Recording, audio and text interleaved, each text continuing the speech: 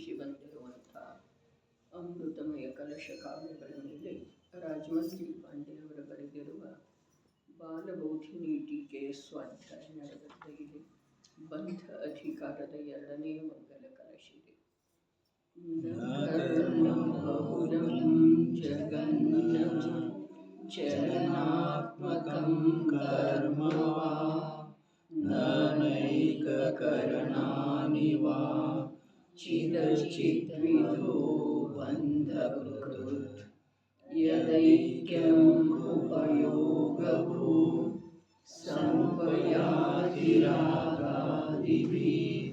ಸವೇವ ಕಿಲ ಕೇವಲಂ ಭವತಿ ಬಂಧಹೇತು. ಬಂಧದ ಕಾರಣ ಮತ್ತೊಂದು ಯಾವುದೂ ಇಲ್ಲೇನ, ಅದು ಒಂದೇ ಇದೆಯೇನ ಅಂಥೇಳಿ ಯಾವ ಪ್ರಶ್ನೆ ಉದ್ಭವ ಆಗಿದೆ. ಅದರ ಉತ್ತರ ಸ್ವರೂಪವಾಗಿ 4 ಪ್ರಕಾರದ ಕಾರಣಗಳ ಮೂಲಕ ಬಂಧ, ಅವು ಯಾವುವು ಬಂಧದ ಕಾರಣ ಇಲ್ಲ, ನಿಜವಾಗಿ ಅದು ಒಂದೇ. ಅರ್ಥಾತ್ ಜ್ಞಾನದರ್ಶನ ಸ್ವರೂಪ ಅಥವಾ ಚೇತನಾರೂಪ ಯಾವ ಮೂಲ ದ್ರವ್ಯ ಇದೆ, ಅದರ ರಾಗದ್ವೇಷ ಮೋಹ ರೂಪದ ಅಶುದ್ಧ ಪರಿಣಾಮದ ಜೊತೆಗೆ ಏಕರೂಪ ಆಗುವುದೇನಿದೆ, ಅದು ಒಂದೇ ಜೀವಕ್ಕ ಬಂಧದ ಕಾರಣ ಇದೆ ಅನ್ನುವುದರ ಸಿದ್ಧಿ ಮಾಡ್ತಾ 3ನೇ ವಚನದ ಚರ್ಚೆ ನಡೆದಂತೆ ಇದೆ. ಅನೇಕ ಕರಣಾನಿ ನ ಬಂಧಕೃತ್, 5 ಇಂದ್ರಿಯಗಳು ಸ್ಪರ್ಶನ, ರಸನ, ಘ್ರಾಣ, ಚಕ್ಷು, ಶ್ರೋತ್ರ ಮತ್ತು 6ನೇಯದಾದ ಮನಸ್ಸು, ಅವು ಕೂಡ ಬಂಧದ ಕರ್ತೃವಾಗಿಲ್ಲ. ಸಮಾಧಾನವೂ ಈ ಪ್ರಕಾರವಿದೆ. ಸಮ್ಯಕ್ ದೃಷ್ಟಿ ಜೀವನಿಗೆ 5 ಇಂದ್ರಿಯಗಳು ಇವೆ ಮತ್ತು ಮನಸ್ಸು ಕೂಡ ಇದೆ. ಅವುಗಳ ಮುಖಾಂತರ ಅವನು ಉದ್ಗಲ ದ್ರವ್ಯದ ಗುಣಗಳ ಜ್ಞಾಯಕನೂ ಇದ್ದಾನೆ. ಒಂದು ವೇಳೆ 5 ಇಂದ್ರಿಯ ಮತ್ತು ಮನಸ್ಸು ಮಾತ್ರಗಳಿಂದ ಬಂಧವಾಗುತ್ತಿದ್ದರೆ ಸಮ್ಯಕ್ ದೃಷ್ಟಿ ಜೀವನಿಗೆ ಕೂಡ ಬಂಧದ ಸಿದ್ಧಿಯಾಗುತ್ತದೆ. ಭಾವಾರ್ಥವೂ ಈ ಪ್ರಕಾರವಿದೆ. ಒಂದು ವೇಳೆ ರಾಗಾದಿ ಅಶುದ್ಧ ಭಾವಗಳು ಇದ್ದರೆ ಕರ್ಮದ ಬಂಧವಿದೆ ಎಂದ ಮೇಲೆ 5 ಇಂದ್ರಿಯಗಳು ಮತ್ತು 6ನೇಯದಾದ ಮನಸ್ಸಿನ ಆಧಾರವೇನೂ ಇಲ್ಲ. ಒಂದು ವೇಳೆ ರಾಗಾದಿ ಅಶುದ್ಧ ಭಾವಗಳು ಇಲ್ಲದಿದ್ದರೆ ಕರ್ಮಗಳ ಬಂಧವಾಗುವುದಿಲ್ಲ. ಹಾಗಾದರೆ 5 ಇಂದ್ರಿಯ ಮತ್ತು 6ನೇಯದಾದ ಮನಸ್ಸಿನ ಆಧಾರವು ಏನೂ ಇಲ್ಲ. ಇಲ್ಲಿ 5 ಇಂದ್ರಿಯ ಮತ್ತು ಮನಸ್ಸಿನ ಮೂಲಕ ಉದ್ಗಲ ದ್ರವ್ಯಗಳ ಗುಣಗಳನ್ನು ಸಮ್ಯಕ್ ದೃಷ್ಟಿ ಜೀವ ತಿಳಿತಾ ಇರ್ತಾನೆ ಅನ್ನುವ ಏನು ಶಬ್ದ ಹೇಳಿದ್ರಲ್ಲ, ಅಲ್ಲೇ ಆತ ಬಂಧದ ಕಾರಣ ನಿರೋಧ ಮಾಡಿರುವುದನ್ನು ಸ್ಪಷ್ಟವಾಗಿ ತಿಳಿಸಿದ್ದಾರೆ.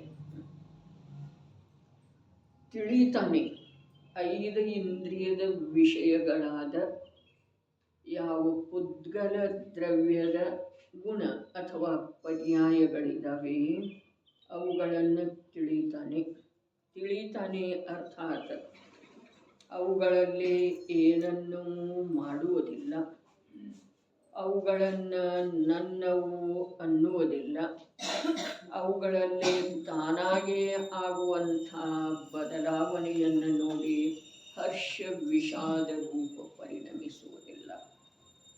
ಇದು ಎಲ್ಲವೂ ಬಂದರೆ ತಿಳಿಯುವುದರೊಳಗ. ಅರೆ ತಿಳಿಯುವುದ ಅರ್ಥಾತ್ ಕರ್ತೃತ್ವ, ಕರ್ತೃತ್ವ, ಸ್ವಾಮಿತ್ವ, ಭೋಕ್ತೃತ್ವ ಮತ್ತು ಖೇದ, ಖಿನ್ನ, ವಿಷಾದ, ಸಂತಸ ಪಡುವ ಯಾವ ಮಾತಿದೆಯಲ್ಲ, ಅದೆಲ್ಲ ಜೀವ ತಾನಾಗೇನ ತನ್ನಲ್ಲೇ ತನ್ನ ಅಜ್ಞಾನದಿಂದ ಮಾಡ್ತಾನೆ. ಯಾವಾಗ ಆ ಅಜ್ಞಾನ ರೂಪದ ಅಂಧಕಾರ ಕಳೆದು ಹೋಗ್ತಿದೆಯೋ, ಯಾವಾಗ ವಸ್ತುವಿನ ಸ್ವರೂಪದ ಯಥಾರ್ಥ ಜ್ಞಾನ ಆಗ್ತಿದೆಯೋ, ಅದೇ ಯಥಾರ್ಥ ಜ್ಞಾನ ಅರ್ಥಾತ್ ಚೇತನ ಅಚೇತನಗಳ ಮಧ್ಯದಲ್ಲಿರುವಂಥ ಅಂತರವನ್ನು ಯಾವಾಗ ಅನುಭವಪೂರ್ವಕ ತಿಳಿತಾನೋ, ಅಂತರವನ್ನು ಅನುಭವಪೂರ್ವಕ ತಿಳಿಯೋದಂತಂದ್ರೆ ಏನ, ಚೇತನ ರೂಪದಿಂದ ಅನುಭವ ಮಾಡೋದ, ಅಚೇತನವನ್ನ ಅಚೇತನ ರೂಪದಿಂದ ಬಿಟ್ಟು ಕೊಡೋದ. ಅನುಭವ ಅಚೇತನದ ಆಗೋದನ ಇಲ್ಲ. ಚೇತನ ತನ್ನ ಚೇತನ ರೂಪವನ್ನ ಮರೆತು ಹೋಗಿ ಅಚೇತನದ ಜೊತೆಗೆ ಏಕರೂಪ ಆಗಿ ಅಚೇತನದ ಅನುಭವ ಮಾಡ್ತಾನೆ ಅಂಥೇಳಿ ಹೇಳೋದು ವ್ಯವಹಾರ ಇದೆ. ತನ್ನ ಚೇತನ ರೂಪದ ವಿಸ್ಮರಣೆ ಅರ್ಥಾತ್ ಅದನ್ನು ತಿರೋಭೂತಗೊಳಿಸಿ ಅಚೇತನ ರೂಪದ ಅನುಭವವನ್ನ ಚೇತನವೇ ಮಾಡ್ತಿದ್ದೀರಿ. ಅಚೇತನ ರೂಪದ ಅಚೇತನದ ಅನುಭವ ಮಾಡುವ ಸಾಧ್ಯತೆ ಇಲ್ಲ. ಅಚೇತನ ರೂಪದ ಅನುಭವ ಹೇಗಾಗ್ತಿದೆ? ಚೇತನ ಸ್ವಭಾವವನ್ನು ತಿರೋಭೂತಗೊಳಿಸುವುದರಿಂದನ ಅಚೇತನ ರೂಪದ ಅನುಭವ ಆಗ್ತಿದೆ. ಅಚೇತನ ಅಂದ್ರ ಅನ್ಯ ದ್ರವ್ಯ ಅಲ್ಲ,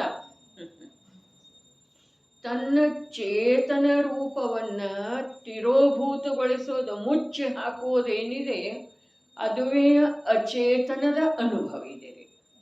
ಸ್ಪಷ್ಟ ಇದೆ.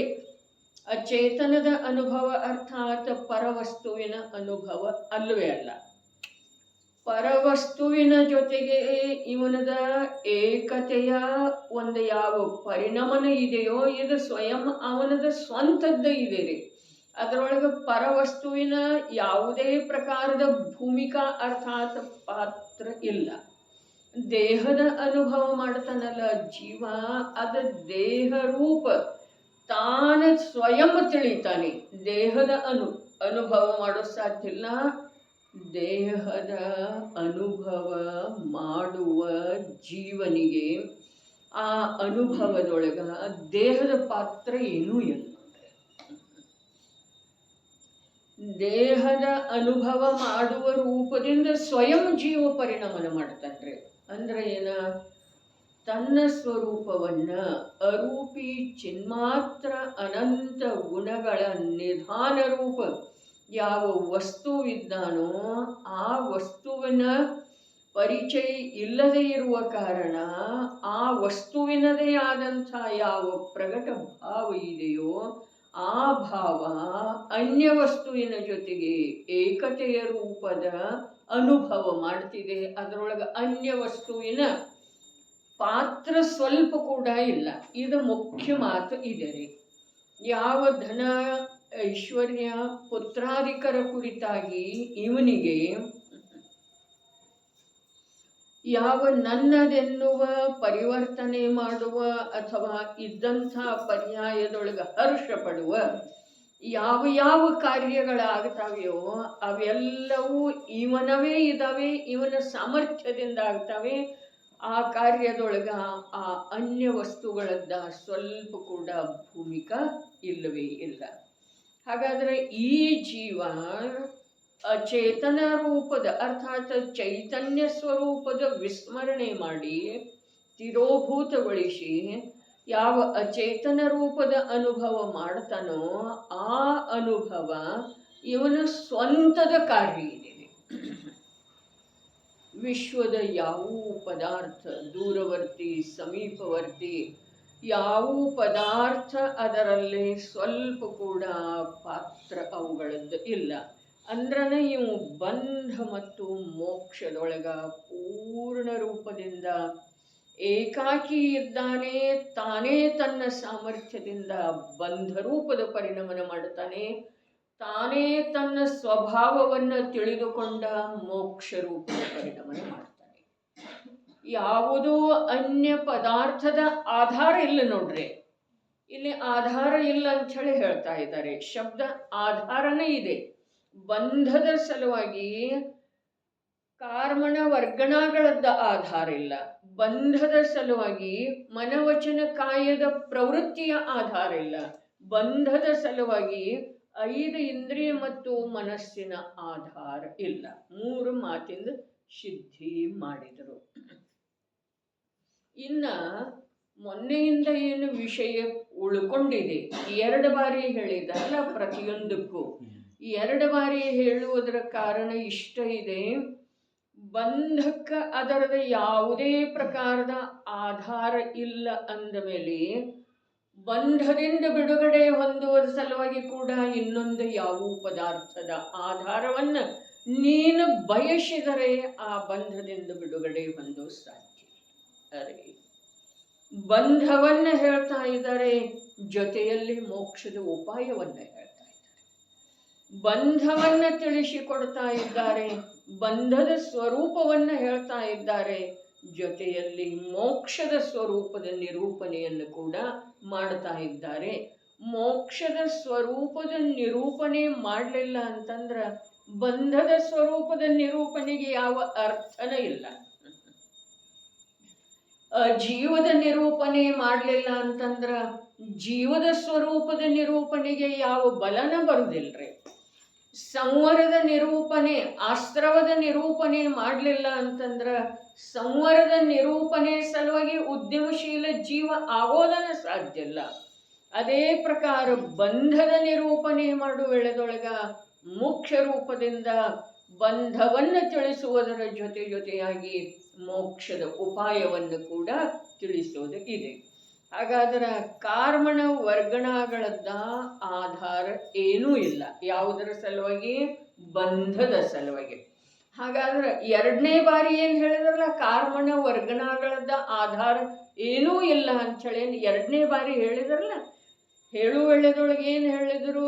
ಜೀವನ ಅಶುದ್ಧ ಪರಿಣಾಮ ಇದು ಬಂಧದ ಕಾರಣ ಇದೆ. ಕಾರ್ಮಣ ವರ್ಗಣಗಳ ಜೀವನಿಗೆ ಬಂಧದ ಕಾರಣ ಇಲ್ಲ. ಅವುಗಳದ್ದ ಆಧಾರ ಏನೂ ಇಲ್ಲ ಅಂಥೇಳಿ ಹೇಳಿದರಲ್ಲ ಮೊದಲನೇ ಬಾರಿ. ಅವಾಗ ಸಿದ್ಧಿ ಮಾಡಿದ್ರು ಅಶುದ್ಧ ಪರಿಣಾಮನ ಬಂಧದ ಕಾರಣ ಇದಾವೆ. 2ನೇ ಬಾರಿ ಹೇಳಿದರಲ್ಲ, ಆ ವೇಳೆದೊಳಗ ಅಶುದ್ಧ ಪರಿಣಾಮವನ್ನು ಬಿಟ್ಟುಕೊಡುವುದೇ ಮೋಕ್ಷದ ಕಾರಣ ಇದೆ. ಅಶುದ್ಧ ಪರಿಣಮನದ ಜೊತೆಗೆ ಏಕರೂಪ ಆಗದೇ ಇರೋದೇ ಮೋಕ್ಷದ ಕಾರಣ ಇದೆ. ಅದೇ ಕಾರ್ಮಣ ವರ್ಗಣಗಳ ಬಂಧದ ಕಾರಣ ಯಾವ ಪ್ರಕಾರ ಇಲ್ಲವೋ ಅದೇ ಪ್ರಕಾರ ಆ ಕಾರ್ಮಣ ವರ್ಗಣಗಳಿಂದ ಆಗಿರುವಂತಹ ಕರ್ಮದ ಉಪಶಮ ಮೋಕ್ಷದ ಕಾರಣ ಅಥವಾ ಮೋಕ್ಷ ಮಾರ್ಗದ ಕಾರಣ ಇಲ್ಲ. ಬಹಳ ಅದ್ಭುತ ಮಾತು. ಬಂಧದ ಕಾರಣ, ಇನ್ನೊಂದ್ಸಲ, ಬಂಧದ ಕಾರಣ ಯಾವ ಪ್ರಕಾರ ಕಾರ್ಮಣ ವರ್ಗಣಗಳ ಇಲ್ಲವೋ ಅದೇ ಪ್ರಕಾರ ಸಮ್ಯಕ್ ದರ್ಶನ ಅರ್ಥಾತ್ ಮೋಕ್ಷದ ಮಾರ್ಗದ ಕಾರಣ ಆ ಕಾರ್ಮಣ ವರ್ಗಣಗಳಿಂದ ಯಾವ ಬಂಧ ಆಗಿದೆಯಲ್ಲ ಅದರ ಉಪಶಮ ಕಾರಣ ಇಲ್ಲ, ಆಧಾರ ಯಾವುದೂ ಇಲ್ಲ. ಅರೆ ಬಂಧದ ಕಾರಣ ಕಾರ್ಮಣ ವರ್ಗಣ ಇಲ್ಲ ಅಂದಮೇಲೆ ಮೋಕ್ಷದ ಕಾರಣ ಕಾರ್ಮಣ ವರ್ಗಣಗಳ ಯಾವುದೇ ಅವಸ್ಥೆ ಇರೋದು ಸಾಧ್ಯ ಇಲ್ಲ. ಅದು ಉಪಶಮ ಇರಲಿ, ಕ್ಷಯೋಪಶಮ ಇರಲಿ ಅಥವಾ ಕ್ಷಯ ಇರಲಿ, ಅದು ಇರೋ ಸಾಧ್ಯ ಇಲ್ಲ. ಹೀಗೆ ಯಾವುದರ ಸಿದ್ಧಿ ಮಾಡ್ತಾ ಇದ್ದಾರೋ ಅದನ್ನೇ 2 ರೂಪದಿಂದ ಸ್ವೀಕಾರ ಮಾಡೋದು. ಅದು ಯಾವ ಪ್ರಕಾರ ಬಂಧದ ಕಾರಣ ಇಲ್ಲ, ಅದೇ ಪ್ರಕಾರ ಅದರದ ವಿರುದ್ಧ ಅವಸ್ಥೆ ಮೋಕ್ಷದ ಕಾರಣ ಇಲ್ಲ. ಮನವಚನ ಕಾಯದ್ದ ಅದೇ ಪ್ರಕಾರ ತಿಳ್ಕೊಳ್ಳೋದು, ಅದೇ ಪ್ರಕಾರ 5 ಇಂದ್ರಿಯ ಮತ್ತು ಮನಸ್ಸಿಂದ ತಿಳ್ಕೊಳ್ಳೋದು. ಅರೆ 5 ಇಂದ್ರಿಯಗಳು ಬಂಧದ ಕಾರಣ ಇಲ್ಲ ಅಂದಮೇಲೆ 5 ಇಂದ್ರಿಯಗಳ ಕಡೆಗೆ ನೀನು ಲಕ್ಷ್ಯ ಕೊಟ್ಟು ಅವುಗಳ ನಿರೋಧ ಮಾಡೋದು ಕೂಡ ಮೋಕ್ಷದ ಕಾರಣ ಇಲ್ಲ. ಸಾಧನೆ ಸಾಧಕ ಬಾಧಕ, ಸಾಧನೆಗೆ ಯಾವುದೇ ಪ್ರಕಾರದಿಂದ ಅನ್ಯ ದ್ರವ್ಯ ಇಲ್ಲ. ಸಾಧನೆಗೆ ಸಾಧಕ ಅಥವಾ ಬಾಧಕ ಯಾವುದೇ ಅನ್ಯ ದ್ರವ್ಯ ಇಲ್ಲ. ನೀನು ಬಂಧದ ಸಾಧನೆಯನ್ನು ಸ್ವಯಂ ಮಾಡ್ತಾ ಇದ್ದಿ, ಮೋಕ್ಷದ ಸಾಧನೆಯನ್ನು ಸ್ವಯಂ ಮಾಡಬೇಕಾಗೋದು. ನಿನ್ನ ಜ್ಞಾನ ಸ್ವರೂಪವನ್ನು ಮರೆತು ಹೋಗಿ ನೀನು ರಾಗದ್ವೇಷ ಜೊತೆಗೆ ಏಕರೂಪ ಆಗ್ತಾ ಇದ್ದಿ, ನೀನು ನಿನ್ನ ಜ್ಞಾನಸ್ವರೂಪದ ಸಾವಧಾನತೆಯ ಪೂರ್ವಕ ರಾಗದ್ವೇಷಗಳಿಂದ ವಿಮುಖ ಆಗೋದ ನಿನ್ನ ಮೋಕ್ಷದ ಕಾರಣ ಇದೆ. ಅರೆ ಯಾವುದೋ ಕಾಲ, ಕ್ಷೇತ್ರ, ಅನ್ಯ ದ್ರವ್ಯ, ಭಗವಂತ, ಶಾಸ್ತ್ರ, ಭಾವಲಿಂಗಿ, ಸಂತ ಏನೂ ಮಾಡೋದು ಸಾಧ್ಯ ಇಲ್ಲ. ಒಂದು ಸಲ ಮನುಷ್ಯನೊಳಗ ನಿರ್ಣಯ ಆಗಲಿಕ್ಕೆ ಬೇಕು, ನನ್ನ ಸುಖ ದುಃಖಗಳಿಗೆ, ನನ್ನ ಬಂಧ ಮೋಕ್ಷಗಳಿಗೆ, ನನ್ನ ಶಾಂತಿ ಅಶಾಂತಿಗೆ ನನ್ನೊಬ್ಬನನ್ನು ಹೊರತುಪಡಿಸಿ ಅನ್ಯ ಯಾವುದು ಆಧಾರ ಇಲ್ಲ. ನನ್ನ ಆಧಾರದಿಂದನ, ಅರೆ ಚೈತನ್ಯ ಶಕ್ತಿಯ ಆಧಾರದಿಂದನ ಜೀವನಿಗೆ ಬಂಧ ಆಗ್ತಿದೆ. ಚೈತನ್ಯ ಆಧಾರವೇನೂ ಇಲ್ಲ ಅಂಥೇಳಿ ಹೇಳಿದರೆ ಯಾವುದಿಲ್ಲ? ಕಾರ್ಮಣ ವರ್ಗಣಗಳದ ಆಧಾರ ಏನೂ ಇಲ್ಲ. 2 ಬಾರಿ ಹೇಗೆ ಹೇಳಿದರು? ಜೀವದ ಅಶುದ್ಧ ಪರಿಣಾಮಗಳ ಒಂದು ವೇಳೆ ಇದ್ದೂ ಅಂತಂದ್ರೆ ಕರ್ಮದ ಬಂಧ ಆಗ್ತಿದೆ. ಅದರ ಸಲುವಾಗಿ ಕಾರ್ಮಣ ವರ್ಗಣಗಳದ ಆಧಾರ ಏನೂ ಇಲ್ಲ. 2ನೇದಾಗಿ ಏನು ಹೇಳಿದರು? ಜೀವದಲ್ಲೇ ಅಶುದ್ಧ ಪರಿಣಾಮ ಒಂದು ವೇಳೆ ಇರಲಿಲ್ಲ ಅಂತಂದ್ರೆ ಬಂಧ ಆಗೋದಿಲ್ಲ. ಅದರ ಸಲುವಾಗಿ ಬಂಧದ ಆಧಾರ ಕಾರ್ಮಣ ವರ್ಗಣಗಳ ಅಲ್ಲ. ಬಹಳ ಸುಂದರ ರೀ. ಅದೇ ಪ್ರಕಾರ ಮನವಚನಕಾಯಿ ಯೋಗ ಹೇಳುವೆಳದೊಳಗ ಜೀವದಲ್ಲೇ ರಾಗದ್ವೇಷಾದಿ ಅಶುದ್ಧ ಪರಿಣಾಮ ಇದ್ದು ಒಂದು ವೇಳೆ ಇದ್ದು ಅಂತಂದ್ರೆ ಬಂಧ ಆಗ್ತಿದೆ. ಅಲ್ಲಿ ಯಾವ ಮನವಚನಕಾಯಿ ಯೋಗಿದೆಯೋ ಅದರ ಆಧಾರ ಇಲ್ಲ ಪ್ರಭು. ಸಿದ್ಧ ಮಾಡಿರುವೊಮ್ಮೆ ಏನ, ಒಂದು ವೇಳೆ ಜೀವದಲ್ಲೇ ಅಶುದ್ಧ ಪರಿಣಾಮಗಳು ಇದ್ದು ಅಂತಂದ್ರೆ ಕರ್ಮದ ಬಂಧ ಆಗ್ತಿದೆ. ಹೀಗಿದ್ದ ಮೇಲೆ ಮನವಚನ ಕಾಯಗಳದ ಆಧಾರ ಏನೂ ಇಲ್ಲ. ಒಂದು ವೇಳೆ ಜೀವದಲ್ಲೇ ಅಶುದ್ಧ ಪರಿಣಾಮಗಳು ಇಲ್ಲದಿದ್ರ ಬಂಧ ಆಗುವುದಿಲ್ಲ. ಹೀಗಾಗಿ ಮನವಚನ ಕಾಯಗಳದ ಆಧಾರ ಏನೂ ಇಲ್ಲ ಬಂಧದೊಳಗೆ. ಅರೆ ಇದು 2ನೇ ವಚನ ಆದ ನಂತರ 3ನೇ ವಚನ, ಅವ ಸಮ್ಯಕ್ ದೃಷ್ಟಿರೇ ಇರಲಿ, ಸಿದ್ಧರೇ ಇರಲಿ, ಅರ್ಹಂತರೇ ಇರಲಿ, ಅಥವಾ ಮುನಿ ಭಗವಂತರೇ ಇರಲಿ, ಅರೆ ಬಂಧದೊಳಗ ಮತ್ತು ಮೋಕ್ಷದೊಳಗ ಈ 4 ಪ್ರಕಾರದ ವಿಭಾಜನೆಯ ಜೀವರುಗಳದಾರ್ರೆ. ಓರ್ವರದಾರ ಸಿದ್ಧರ, 2ನೇಯವರಿದಾರ ಅರ್ಹಂತ ಅಥವಾ 13ನೇ ಗುಣಸ್ಥಾನದ ಸಯೋಗ ಕೇವಲಿ ಭಗವಂತರ, 3ನೇಯದ ಸಮ್ಯಕ್ ದೃಷ್ಟಿ ಸಮೂಹ, 4ನೇಯದ ಮುನಿ ವೃಂದ. ಅರೆ ಅಲ್ಲಿ ಪ್ರತಿಯೊಂದರೊಳಗ ಎಷ್ಟೆಷ್ಟು ವಿಷಯಗಳ ಸ್ಪಷ್ಟ ಆಗ್ತಾ ಹೋಗ್ತವೆ. ಈ 4ರನ್ನ ಅರೆ ಮಿಥ್ಯಾದೃಷ್ಟಿಗೆ ಬಂದು ಯಾವ ಕಾರಣದಿಂದ ಆಗ್ತಿದೆ ಅನ್ನೋದು ಹೇಳಿಲ್ಲಲ್ಲ ಪ್ರಭು. ಅದನ್ನೇ ಅಪ್ಪಾಜಿ ಹೇಳಿದ್ರು, ಜಿನಾಗಮೆಲ್ಲ ಸಮ್ಯಕ್ ದೃಷ್ಟಿಗಳ ಸಲುವಾಗಿ. ಆ ವೇಳೆದೊಳಗ ವಿರೋಧ ಯಾವ ಪ್ರಕಾರದ್ದಾಯಿತು, ವಿರೋಧ ಯಾವ ರೀತಿ ಬೆಳೀಲಿಲ್ಲ, ಇದ ಅಲ್ಲಿ ಪ್ರತ್ಯಕ್ಷದರ್ಶಿ ಯಾರಿದ್ರು ಅವರಿಗೆ ಗೊತ್ತು. ಅದರದ್ದು ನಾನು ಹೆಸರೆತ್ತಿ ಹೇಳುವ ಅವಶ್ಯಕತೆ ಇಲ್ಲ. ವಿರೋಧ ಯಾರದ್ದಾಯಿತು, ಆ ವಿರೋಧದ ವೃದ್ಧಿ ಹೇಗಾಗಲಿಲ್ಲ. ಅರೆ ಇಲ್ಲಿ ಸ್ಪಷ್ಟ ಇದೆಲ್ಲ. 4ರನ್ನ ಬಂಧದ ಸ್ವರೂಪ ಯಾರಿಗೆ ತಿಳಿಸ್ತಾ ಇದ್ದಾರೆ? ಬಂಧದ ಸ್ವರೂಪ ನಮಗೆ ತಿಳಿಸ್ತಾ ಇದ್ದಾರೇನ್ರಿ? ನಮಗೆ ಹೇಗೆ ತಿಳಿಯೋದು ಬಂಧದ ಸ್ವರೂಪರೇ? ಹೇಗೆ ತಿಳಿಯೋದು ಹೇಳಿ? ನಮಗೆ ಬಂಧದ ಸ್ವರೂಪ ತಿಳ್ಕೊಳ್ಬೇಕಾದ್ರೆ ಮೊದಲು ನಮ್ಮ ಸ್ವರೂಪವನ್ನ ನಾವು ನಮ್ಮಿಂದ ನಮಗಾಗಿ ಕಾಳಜಿಪೂರ್ವಕ ಬೇಕಾಗಿ ತಿಳ್ಕೊಳ್ಬೇಕಾಗೋದ್ರೆ, ಬೇಕಾಗಿ ನಡೀತಾ ಇದೆ ಅಂಥೇಳಿ ಅಲ್ಲ, ನಮಗೆ ಬೇಕಾಗಿರ್ಬೇಕು. ನಮಗೆ ಬೇಕಾಗಿರ್ಬೇಕು ಅಷ್ಟೇ ಅಲ್ಲ, ಬರೇ ಬೇಕಾದರೆ ನಡೆಯುವುದಿಲ್ಲ. ಅದರ ಸಲುವಾಗಿ ಕಾಳಜಿ ಸಾವಧಾನತೆ ಬೇಕು. ಅದರ ಸಲುವಾಗಿ ಪ್ರತ್ಯಕ್ಷ ಉದ್ಯಮ ಬೇಕ್ರಿ. ನಮ್ಮನ್ನು ನಾವು ತಿಳ್ಕೊಳ್ಳುವ ಸಲುವಾಗಿ ಇಷ್ಟೆಲ್ಲ ಆದ ನಂತರ, ನಮ್ಮನ್ನು ನಾವು ತಿಳ್ಕೊಂಡ ನಂತರ ಬಂಧದ ಸ್ವರೂಪವನ್ನ ನಮಗೆ ತಿಳಿಸಿಕೊಡ್ತಾರ್ರಿ. ಇಲ್ಲಿ ಇರೋರನ್ನ 4 ಅದರ. ಸಿದ್ಧರಿಗೇನು ಬಂಧದ ಸ್ವರೂಪ ಹೇಳೋದಿದೆ, ಅರ್ಹಂತರಿಗೇನು ಬಂಧದ ಸ್ವರೂಪ ಹೇಳುವುದಿದೆ. ಸಮ್ಯಕ್ ದೃಷ್ಟಿಗಳಿಗೆ ಬಂಧದ ಸ್ವರೂಪ ಏನು ಹೇಳುವುದಿದೆ, ಮುನಿಗಳಿಗೇನು ಬಂಧದ ಸ್ವರೂಪ ಹೇಳುವುದಿದೆ. ಅರೆ, ಯಾರ ಬಂಧದಿಂದ ತೀರ ಭಿನ್ನಾದರೋ ಅವರ ಸ್ವರೂಪವನ್ನ ಯಾವನಿಗೆ ಬಂಧದ ನಿರೋಧ ಮಾಡೋದಿದೆಯೋ ಅವನಿಗೆ ತಿಳಿಸಿಕೊಡ್ತಾ ಇದ್ದಾರೆ ಪ್ರಭು. ಸಿದ್ಧರ ಸ್ವರೂಪ, ಸಿದ್ಧರಿಗೆ ಯಾಕೆ ಬಂಧ ಆಗೋದಿಲ್ಲ?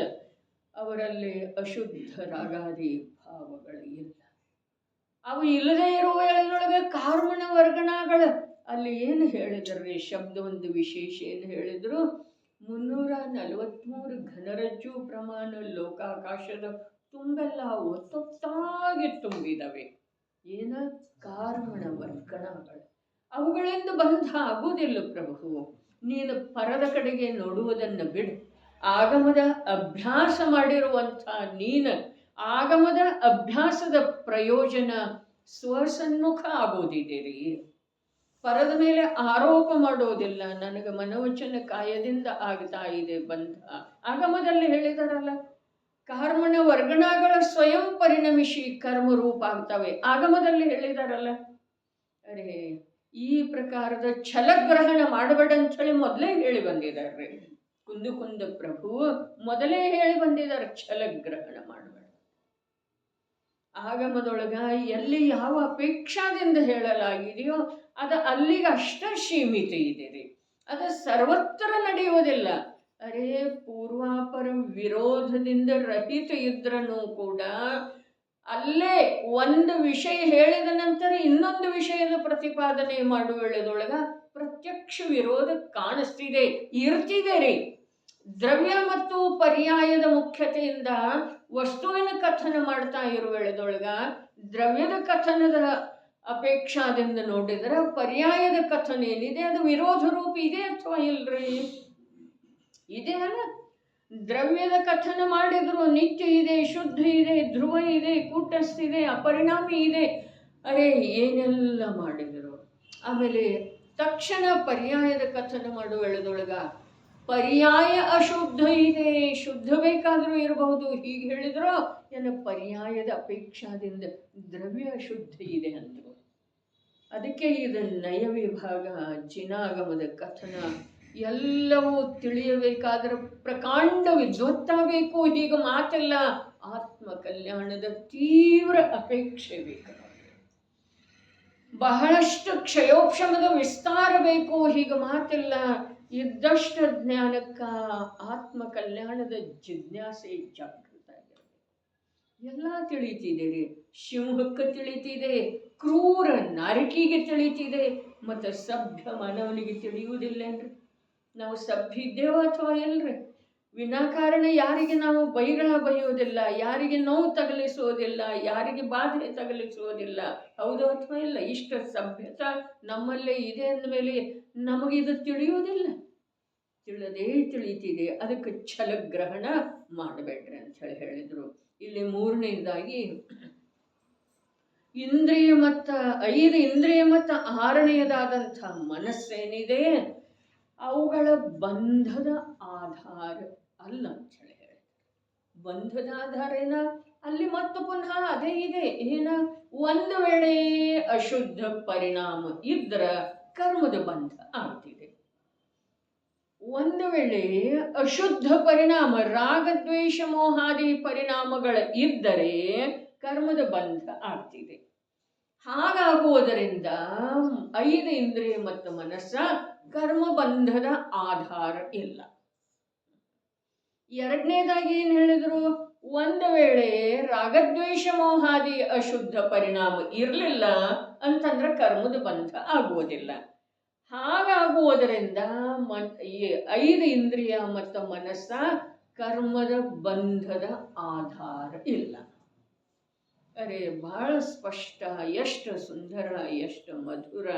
ಆದರೆ ಈ ಮಧುರತೆಯನ್ನ, ಈ ಸುಂದರತೆಯನ್ನ, ಈ ಸುವ್ಯವಸ್ಥಿತೆಯನ್ನ ನೋಡಿ ನಮ್ಮದೇ ಆದಂಥ ಅನಾದಿ ಕಾಲದ ಪರಿಚಿತ ಬಂಧ ಮಾರ್ಗ ಏನಿದೆ ಅದರ ಕುರಿತು ಸ್ವಾಭಾವಿಕವಾಗಿ ಉದಾಸೀನತೆ ಬರೋದ, ಅನಾಸಕ್ತಿ ಇರೋದ ಅವಶ್ಯಕ ಇದೆ ರೀ.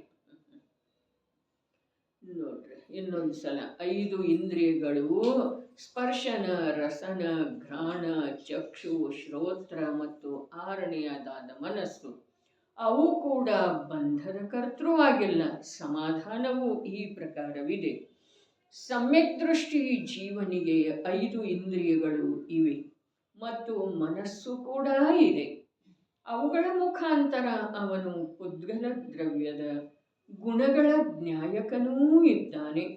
ಅರೆ ಇಲ್ಲಿ ಜ್ಞಾಯಕ ಶಬ್ದ ಏನಿದೆ ಅಲ್ಲ, ಈ ಜ್ಞಾಯಕ ಶಬ್ದ ತಿಲ ತಿಲಕರೈ ದೇಹಕ್ಕೆ ಖಂಡ ಅಸುರ ಭಿಡಾವೈ ದುಷ್ಟ ಪ್ರಚಂಡ ಅನ್ನುವಂಥ ಯಾವ ವಚನದ ವಾಚ್ಯ ರೂಪದ ಪ್ರಸಂಗ ಇದೆಯೋ ಆ ಪ್ರಸಂಗದ ಜ್ಞಾಯಕ ಇದ್ದಾನೆ ಸಮ್ಯಕ್ ದೃಷ್ಟಿ ಅಲ್ಲಿರುವ ನಾರಕೀಜಿ. ಜ್ಞಾಯಕ ಇದ್ದಾನೆ ಅಂಥೇಳಿ ಹೇಳಿದರ ಇಲ್ಲಿ ಅರ್ಥ ಏನಿದೆ ರೀ?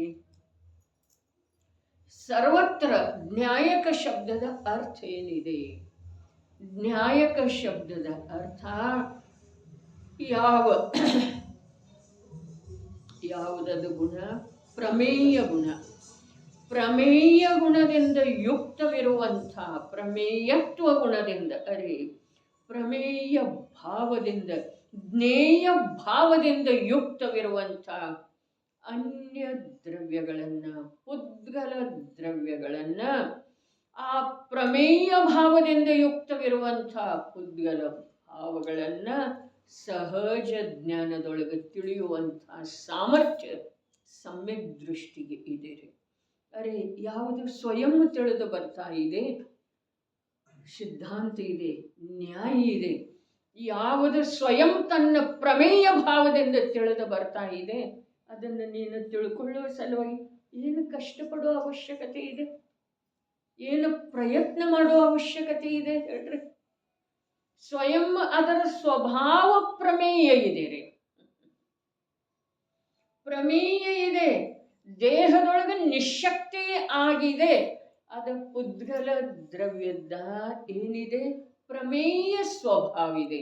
ಹಾಗಾದ್ರೆ ಅದನ್ನು ನೀನು ಲಕ್ಷ್ಯ ಕೊಟ್ಟು ತಿಳ್ಕೊಳ್ಳೋದಾ, ಅದನ್ನು ತಡೆಯುವಂಥ ಪ್ರಯತ್ನ ಮಾಡೋದಾ, ಅದರೊಳಗೆ ಸುಧಾರಣೆ ತರುವಂಥ ಪ್ರಯತ್ನ ಮಾಡೋದಾ? ಇದಾವುದು ನಿನಗೆ ಅಪೇಕ್ಷಿತ ಇಲ್ಲದೆ ಇರುವಂಥ ಕಾರ್ಯ. ನಿನ್ನ ಅಪೇಕ್ಷೆಯಿಂದ ಅದಾವುದು ಆ ಅನ್ಯ ದ್ರವ್ಯದಲ್ಲಿ ಆಗದೇ ಇರುವಂಥ ಸುಂದರ ವಸ್ತು ವ್ಯವಸ್ಥೆ ಇದೆ. ಸುಂದರ ಇದೆ ರೀ. ಯಾವುದು ಸುಂದರ ಇದೆ? ದೇಹದ ಜರ್ಜರಿತ ಅವಸ್ಥಾ, ದೇಹದ ರೋಗ ರೂಪದ ಅವಸ್ಥಾ ಸುಂದರ ಇದೆ. ಯಾರಿಗೆ ಪ್ರಮೇಯ ಸ್ವಭಾವದಿಂದ ಸಹಜ ತಿಳಿದು ಬರ್ತಾ ಇರುವಂಥ ಸಮ್ಯಕ್ ದೃಷ್ಟಿಯ ಸಮ್ಯಕ್ ಜ್ಞಾನಕ್ಕ ಅದು ಸುಂದರ ಅಂಥೇಳಿ ನಾವು ಭಗವಾನ್ ಕುಂದ ದೇವ ಹೇಳಿದ್ರು. ಏಕತ್ವ ನಿಶ್ಚಯಗತಕ್ಕ ಪ್ರಾಪ್ತವಾಗಿರುವಂಥ ವಸ್ತು ಸಮಯ ಲೋಕದೊಳಗ ಸರ್ವತ್ರ ಸರ್ವತ್ರ ಎಲ್ಲ ಕಡೆಗೂ ಸುಂದರ ಇದೆ. ಏಕತ್ವ ಗತತ್ವಕ ಈಗ ಸಮಯ ಸಾರ ಸಂಪದದಲ್ಲಿ ನಡೆದದ್ದು ಇದೆ. ತನ್ನ ನಿಜ ರಸದಿಂದ ಮೃತ್ತಿಕೆ ಏನಿದೆಯಲ್ಲ ಅದು ನಿಜ ರಸದಿಂದ ಪರಿಣಮಿಸಿ ಘಟ ಆಗಿದೆ. ನಿಜ ರಸದಿಂದ ಪರಿಣಮಿಸಿ ಘಟ ಆಗಿದೆ ಅಂದ ಮೇಲೆ ಅಲ್ಲಿ ಒಂದು ವೇಳೆ ಕುಂಭಕಾರ ಸಮ್ಯಕ್ ದೃಷ್ಟಿ ಇದ್ದ ಅಂತಂದ್ರ ಆ ನಿಜ ರಸದಿಂದ ಪರಿಣಮಿಸುವಂಥ ಘಟವನ್ನು ನೋಡಿ ಅವ ಏನಾಗ್ತಂದ್ರೆ ಅದರ ಸುಂದರತೆಯ ಜ್ಞಾತ ಕೆಟ್ಟು ಹೋಗ್ತಿದೆ. ರೊಟ್ಟಿ ಮಾಡುವಂಥ ಮಹಿಳೆ ಏನೋ ಸ್ವಲ್ಪ ಈ ಕಡೆ ಹಾಲು ಕಾಯ್ತಾ ಇದೆ ಅಥವಾ ಇನ್ನೊಂದೇನೋ ಮಾಡ್ತಾ ಇದ್ದಾಳೆ. ಅಷ್ಟು ಸಮಯದೊಳಗ ರೊಟ್ಟಿ ಸ್ವಲ್ಪ ಕಪ್ಪು ಕಣ್ಣಾಯ್ತ್ರೆ. ಆದ ನಂತರ ಆ ಕಣ್ಣಾದದ್ದು ಅಸುಂದರ ಕಾಣಿಸ್ತಿದೆ. ಸ್ವಲ್ಪ ಹೊತ್ತಿದೆ ಅದ ಅಸುಂದರ ಕಾಣಿಸ್ತಿದೆ. ಸುಂದರ ಕಾಣಿಸ್ತಿದೆ ರೀ. ಸುಂದರ ಯಾಕೆ ಅಂತಂದ್ರ ಅದು ನಿಜ ರಸದಿಂದ ಪರಿಣಮಿಸುತ್ತೆ ಇದೆ ಪ್ರಭು. ಅದಕ್ಕೆ ನೋಡ್ರಿ, ಯಾವುದರೊಳಗನು ಸಮ್ಯಕ್ ದೃಷ್ಟಿ ಜೀವನಿಗೆ ಹರ್ಷ ವಿಷಾದ ಯಾಕೆ ಇರುವುದಿಲ್ಲ ಅಂತಂದ್ರೆ ಅದರ ಕಾರಣ ಇಷ್ಟ ಇದೆ. ಅದರ ರಸದಿಂದ ಪರಿಣಮಿಸುವಂಥ, ಅದರ ಶಕ್ತಿಯಿಂದ ಪರಿಣಮಿಸುವಂಥ, ಅದರ ಸ್ವಭಾವದಿಂದ ಪರಿಣಮಿಸುವಂಥ ಭಿನ್ನ ಪದಾರ್ಥ ಅಂಥೇಳಿ ಪ್ರಮೇಯ ಭಾವದ ಮೂಲಕ ಸ್ವಯಂ ತಿಳಿದ್ದಾನ್ರಿ. ಬಹಳ ಅದ್ಭುತ. ಉದ್ಗಲ ದ್ರವ್ಯಂತೂ ಪ್ರಮೇಯ ಇದೇನೇ ಇದೆ, ಆದರೆ ನಿಜ ಶುದ್ಧಾತ್ಮ ಕೂಡ ಆ ಜ್ಞಾನಕ್ಕೇನದನು ಪ್ರಮೇಯ ಅದ. ಇದೆಲ್ಲ ಬಹಳ ಗಂಭೀರ ವಿಷಯ ಇದೆ, ಮೇಲಿನ ವಿಷಯ ಇದೆ. ನಾವು ಬಹಳ ಕೆಳದರ್ಜೆಯೊಳಗ ನಮ್ಮ ಜ್ಞಾನ ವರ್ತಿಸ್ತಾ ಇದೆ. ಅವುಗಳ ಮೂಲಕ ಅವನು ಪುದ್ಗಲ ದ್ರವ್ಯದ ಗುಣಗಳ ಜ್ಞಾಯಕನೂ ಇದ್ದಾನೆ, ಜ್ಞಾಯಕನೂ ಇದ್ದಾನೆ. ಜ್ಞಾಯಕನಿದ್ದಾನೆ ಅನ್ನಲಿಲ್ಲ, ನ್ಯಾಯಕನೂ ಯಾಕೆ ಒತ್ತು ಕೊಟ್ರೆ? ನ್ಯಾಯಕನೂ ಯಾಕೆ ಒತ್ತು ಕೊಟ್ರು? ಅವ ಆ ಯಾವ ಪರ್ಯಾಯಗಳ ಪುದ್ಗಲ ದ್ರವ್ಯದೊಳಗ ಆಗ್ತಾ ಇದ್ದಾವೆಯೋ ಅವುಗಳನ್ನು ಬದಲಿಸುವ ಪ್ರಯತ್ನ ಮಾಡುವೆಳೆದೊಳಗೂ ಕೂಡ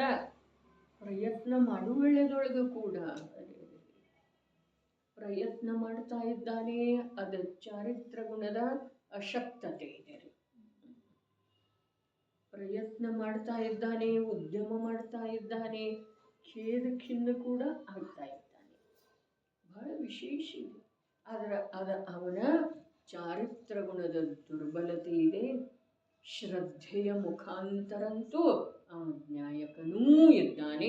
ಕರ್ತ ಆಗಿರುವಳೆದೊಳಗ, ಭೋಗಿಸ್ತಾ ಇರುವಳೆದೊಳಗ, ಅದಕ್ಕೆ ಸಂಬಂಧಿಸಿದ ಉದ್ಯಮ ಮಾಡ್ತಾ ಇರುವಳೆದೊಳಗ, ಅಜ್ಞಾನಿಯ ಹಾಗೇನ ಸಂಸಾರ ಮಾಡ್ತಾ ಇರುವಳೆದೊಳಗ ಅದಷ್ಟ ಮಾಡ್ತಾ ಇಲ್ಲ, ನ್ಯಾಯಕನೂ ಇದ್ದಾನೆ. ನ್ಯಾಯಕನೂ ಇರುವುದರಿಂದನ ಅವನಿಗೇನಿದೆ ರೀ? ಬಂಧ ಇಲ್ಲ. ಅವನಲ್ಲೇ ರಾಗದ್ವೇಷ ಇದ್ದಾವೆ, ಭೋಗದ ಭಾವ ಇದೆ. ಅರೆ 200-300 ಕನ್ಯೆಯರ ಜೊತೆಗೆ ಏಕಕಾಲಕ್ಕೆ ವಿವಾಹ ಆಗ್ತಾನೆ ಭರತ ಚಕ್ರವರ್ತಿ. ಆದ್ರೆ ಆ ವಿವಾಹ ಆಗುವ ಸಮಯದೊಳಗ, ಭೋಗಿಸುವ ಸಮಯದೊಳಗ ವೈಭವದ ಅಧಿಪತ್ಯವನ್ನ ವೈಭವದಲ್ಲಿ ಓಲಾಡ್ತಾ ಇರುವ ಸಮಯದೊಳಗ ನ್ಯಾಯಕನೂ ಇದ್ದಾನೆ. ನ್ಯಾಯಕನೇ ಇದ್ದಾನೆ ಅನ್ಲಿಲ್ರಿ. ಯಾಕೆ ಅಂತಂದ್ರ ನ್ಯಾಯಕನೇ ಇದ್ದಾನೆ ಅನ್ನೋ ಮಾತು ಬೇರೆ, ನ್ಯಾಯಕನೂ ಇದ್ದಾನೆ ಅನ್ನೋ ಮಾತು ಬೇರೆ. ನ್ಯಾಯಕ ಹೀ ಹೈ ಅನ್ನೋ ಮಾತು ಬೇರೆ, ನ್ಯಾಯಕ ಭೀ ಹೈ ಅನ್ನೋ ಮಾತು ಬೇರೆ. ಈ ಹೀ ಮತ್ತು ಭೀ ಒಳಗ, ನೂ ಮತ್ತು ನೇ ಒಳಗ ಏನು ವ್ಯತ್ಯಾಸ ಇದೆ? ಏನಿದೆ? ಅರೆ ಬಹಳ ವ್ಯತ್ಯಾಸ ಇದೆ ರೀ. ನ್ಯಾಯಕನೂ ಇದ್ದಾನೆ. ಅರೆ ನೀ ಅದನ್ನಷ್ಟ ನೋಡ್ತಾ ಇದ್ದೀಯಪ್ಪ. ಮದುವೆ ಮಾಡ್ತಾ ಇದ್ದಾನೆ, ವೈಭವದೊಳಗಿದ್ದಾನೆ, ಅಂಥ ಗರಿಷ್ಠ ಭೋಜನ ಮಾಡ್ತಾ ಇದ್ದಾನೆ, ಈ ಪ್ರಕಾರ ಟಿವಿಯಿಂದ ಸಿಂಹಾಸನದ ಮೇಲೆ ಮಂಡಿಸಿದ್ದಾನೆ. ನೀನು ಅದನ್ನಷ್ಟ ನೋಡ್ತಿದ್ದೀಪ. ಆದ್ರೆ ಅವೆಲ್ಲವುಗಳ ನ್ಯಾಯಕ ಕೂಡ ಇದ್ದಾನೆ. ಹಾಗಾದ್ರೆ ಅವು ಎಲ್ಲ ಏನು ನೀನು ನೋಡ್ತಾ ಇದ್ದೀಯಲ್ಲ, ಅವು ಎಲ್ಲ ಏನು ನೀನು ಇಂದ್ರಿಯ ವಿಷಯದೊಳಗ, ಮನಸ್ಸಿನ ವಿಷಯದೊಳಗ ಪ್ರವೃತ್ತಿ ಮಾಡ್ತಾ ಇರೋದನ್ನು ನೋಡ್ತಾ ಇದೆಯಲ್ಲ, ಅರೆ ಸ್ತ್ರೀ ರತ್ನ ಸಂಭೋಗ ಸಂಧಿ, ಅರಗಿನಿ ಆಳಾಪ ಸಂಧಿ, ಏನು ಸಂಧಿ ಅದವೋ ಅವುಗಳಲ್ಲಿ ಅನ್ನಿಸ್ತಿದೆ ಈ ಮೋಹಿ ಜೀವಕ್ಕ, ಅಜ್ಞಾನಿ ಜೀವಕ್ಕೆ ಅನ್ನಿಸ್ತಿದೆ, ಅರೆ ಅದೆಷ್ಟು ಭೋಗರಸಿಕ ಇದ್ದಾನೆ ಅನ್ನಿಸ್ತಿದೆ ರೀ. ಆದರ ನಿನಗೆ ಅನ್ನಿಸ್ತಾ ಇದೆಯಲ್ಲ, ಅದರ ಜೊತೆಗೆ ಅವನು ನ್ಯಾಯಕನೂ ಇದ್ದಾನೆ ಅಂಥೇಳಿ ಅವನಿಗೆ ಬಂಧಾಗೋದಿಲ್ಲ. ರಾಗದ್ವೇಷ ಅದಾವಲ್ಲ ಅಂಥೇಳಿ ಮೊದಲನೇ ವಾಕ್ಯದೊಳಗೆ ಹೇಳಿ ಬಂದಿದ್ದರು ಐಕ್ಯತೆಯ ಮಾತು. ರಾಗದ್ವೇಷ ಇರುವೆಳೆದೊಳಗೂ ಕೂಡ ನ್ಯಾಯಕನೂ ಇದ್ದಾನೆ, ನ್ಯಾಯಕನೇ ಇದ್ದಾನೆ. ಯಾಕೆ ಹೇಳಲಿಲ್ಲ? ನ್ಯಾಯಕನೇ ಇರ್ತಿದ್ರ ಅದನ್ನ ಯಾಕೆ ಮಾಡ್ತಿದ್ದವ? ಇದು ಪ್ರಶ್ನೆ ಇದೆ. ಅದನ್ನು ಮಾಡ್ತಾ ಇರುವೆಳೆದೊಳಗೆ ಕೂಡ ಇದೂ ಇದ್ದಾನೆ. ಮಗುವಿನ ಕಡೆಗೆ ಲಕ್ಷಣವೂ ಇದೆ, ಎಲ್ಲ ಮಾಡ್ತಾ ಇದ್ದಾಳೆ ಮಾತೆ, ಗೃಹ ಕಾರ್ಯಗಳನ್ನೆಲ್ಲ ಮಾಡ್ತಾ ಇದ್ದಾಳೆ, ಬಂದವರದ ಆದರಾತಿಥ್ಯ ಮಾಡ್ತಾ ಇದ್ದಾಳೆ, ಮನೆ ಸ್ವಚ್ಛ ಮಾಡ್ತಾ ಇದ್ದಾಳೆ, ಸಾವಧಾನ ಪೂರ್ವಕ ಹಿಂಸೆ ಆಗದೇ ಇರುವ ಹಾಗೆ ಅಡುಗೆ ಮೊದಲಾದ ಆರಂಭ ಕಾರ್ಯ ಮಾಡ್ತಾ ಇದ್ದಾಳೆ. ಅದರ ಮಗುವಿನ ಕಡೆಗೆ ಲಕ್ಷ್ಯನೂ ಇದೆ.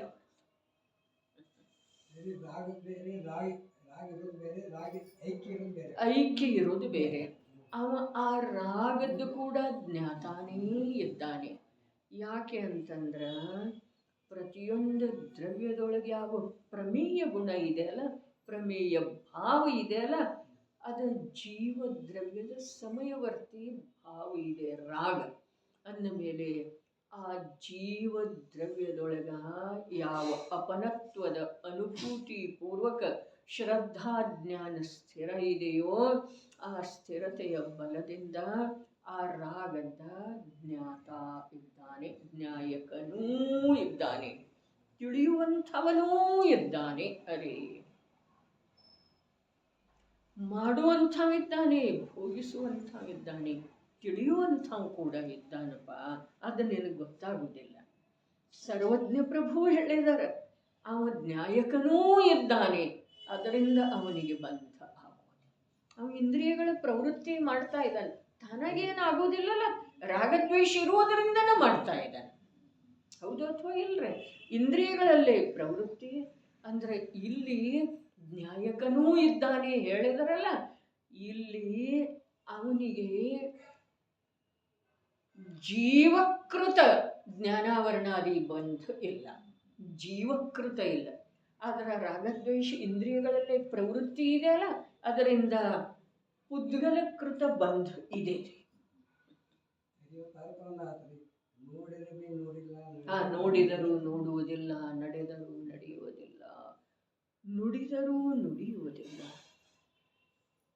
ಒಂದು ಸ್ವಲ್ಪ ನಮ್ಮ ಕಲ್ಯಾಣದ ಅಭಿಲಾಷೆಯನ್ನಿಟ್ಕೊಂಡ ಕ್ಷಯೋಕ್ಷಮ ಜ್ಞಾನದ ಮೂಲಕ, ಅರೆ ಕ್ಷಯೋಕ್ಷಮ ಜ್ಞಾನದ ಮೂಲಕನ ವಸ್ತುವಿನ ನಿರ್ಣಯ ಆಗ್ತಿದೆ ಗೌರಣ್ಣವರು. ಇಲ್ಲೇನು ಕ್ಷಾಯಿಕ ಜ್ಞಾನ ಇಲ್ಲ, ನಮ್ದ ಇರೋ ಸಾಧ್ಯ ಇಲ್ಲ. ಯಾವ ಜೀವದ ತತ್ವದ ನಿರ್ಣಯ ಆಗ್ತಿದೆ ಅಲ್ಲ, ಅದು ಕ್ಷಯೋಕ್ಷಮ ಜ್ಞಾನದಿಂದನೇ ಆಗ್ತಿದೆ. ಆದರೆ ಅದಕ್ಕೆ ಒಂದು ಬೇಕಾಗಿದೆ, ಒಂದೇ ಒಂದು ಬೇಕಾಗಿದೆ. ಏನ?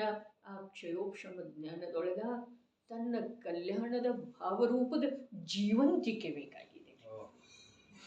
ಆ ಜೀವಂತಿಕೆ ಇಲ್ಲಾದ್ರೆ ಅದನ್ನು ಶುಷ್ಕ ಅಂತಾರೆ ಆಗಮದೊಳಗೆ, ಶುಷ್ಕ ಜ್ಞಾನ ಅಂತಾರೆ. ಆಗಮದ 11 ಅಂಗದ ಜ್ಞಾನ ಇದೆಯಲ್ಲ, ಅದು ಶುಷ್ಕ ಜ್ಞಾನ. ಅರೆ ಆ ಜ್ಞಾನದೊಳಗ ಅವನು ತೃಪ್ತ ಇದ್ದಾನೆ. ಅದರಿಂದ ಅವನದೇನಾಯಿತು? ಜೀವಂತಿಕೆ ಇಲ್ಲ, ಶುಷ್ಕ. ಅಧಿಕ ಓದುವ ಇಚ್ಛೆ ಇಲ್ಲ, ಶಬ್ದಗಳ ಆಡಂಬರದ ಅಭಿಲಾಷೆ ಇಲ್ಲ,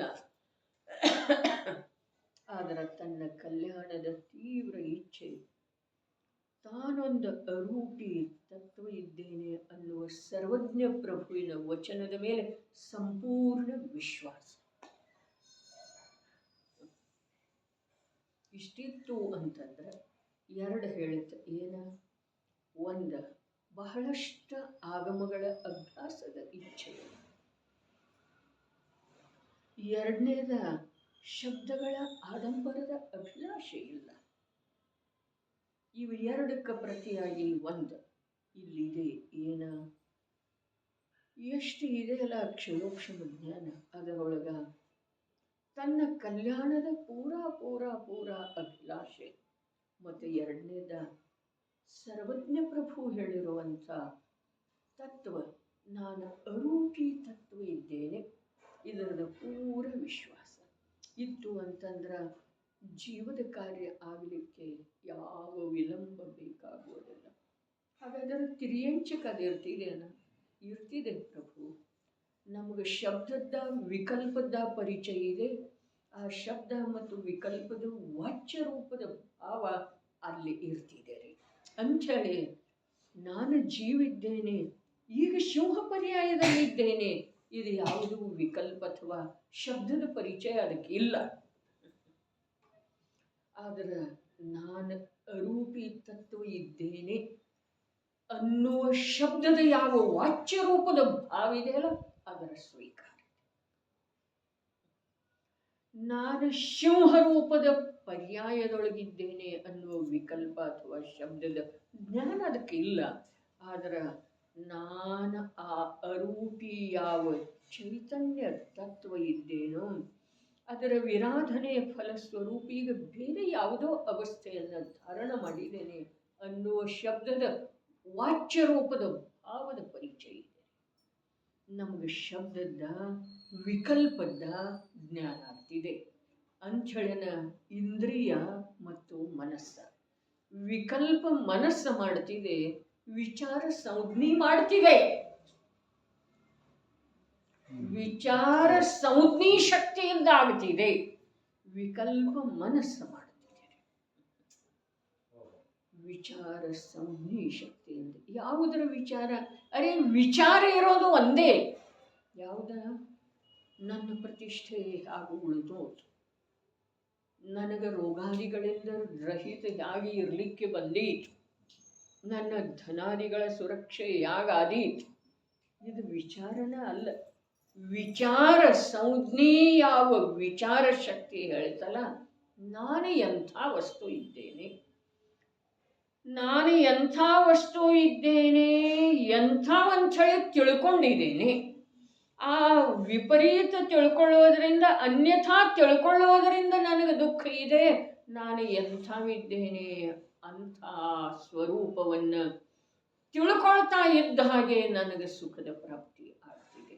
ಈ ಒಂದೇ ವಿಚಾರ, ಒಂದು ನಾಸ್ತಿ ರೂಪದ, ಒಂದು ಅಸ್ಥಿ ರೂಪದ.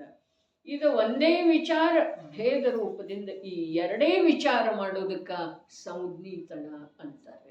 ಅದು ಮಾಡಲಿಲ್ಲ ಅಂತಂದ್ರೆ ಮನಸ್ಸು ಇದೆ, ಅದು ಚಂಚಲ ಇದೆ, ಅದು ಇಂದ್ರಿಯದ ಬೆನ್ನು ಹತ್ತುತ್ತಿದೆ, ಅದು ದೇಹದ ಸೌಖ್ಯವನ್ನು ಬಯಸ್ತಿದೆ, ಅದು ಬಾಹ್ಯದ ಅನುಕೂಲವನ್ನು ಬಯಸ್ತಿದೆ. ಅದರ ಫಲಸ್ವರೂಪವಾಗಿ ಅದು ಬಾಹ್ಯದ ಜೊತೆಗೆ ಅನಂತ ಕಾಲದವರೆಗೆ ಕಳೆದು ಹೋಗ್ತಿದೆ. ವಿಚಾರ ಮಾಡ್ತೈತಿ, ಮನಸ್ಸೇನ್ ಮಾಡ್ತೈತಿ? ವಿಕಲ್ಪ ಮಾಡ್ತಿದೆ, ಚಿಂತೆ ಮಾಡ್ತಿದೆ, ವಿಕಲ್ಪ ಮಾಡ್ತಿದೆ, ಚಿಂತೆ. ಹಾ, ಅದಕ್ಕೆ ಫರಕ್ ಏನಿದೆ ಅದನ್ನ ತಿಳ್ಕೊಳ್ಳೋದನ್ನ.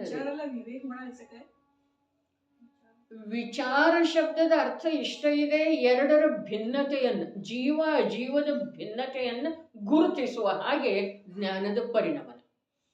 ಜೀವ ಅಜೀವಗಳ ಮಧ್ಯದಲ್ಲಿರುವಂಥ ಭೇದವನ್ನು ತಿಳ್ಕೊಳ್ಳುವ ರೂಪದ ಜ್ಞಾನದ ಕ್ರಿಯೆಗೆ ವಿಚಾರ ಅಂತಾರೆ.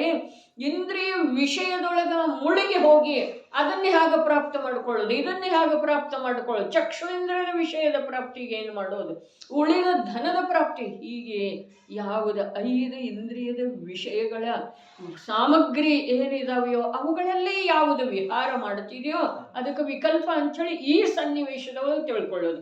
ಆಗಮದಲ್ಲಿ ಆತ್ಮಸ್ವರೂಪದ ಚಿಂತನಕ್ಕೂ ಕೂಡ ಒಂದು ವೇಳೆ ನಿರ್ವಿಕಲ್ಪ ದಶೆಗೆ ಕಾರಣವಿರುವಂಥ 6ನೇ ಗುಣಸ್ಥಾನದ ಜ್ಞಾನಕ್ಕೂ ಕೂಡ ಒಂದು ವೇಳೆ ವಿಕಲ್ಪ ಅಂದಿದ್ದಿರಬಹುದು. ಅಂಥೇಳಿ ಈಗೇನು ವಾಕ್ಯ ಹೇಳಿತು ಅದು ಸರ್ವತ್ರ ಲಾಗೂ ಆಗುತ್ತಿಲ್ಲ.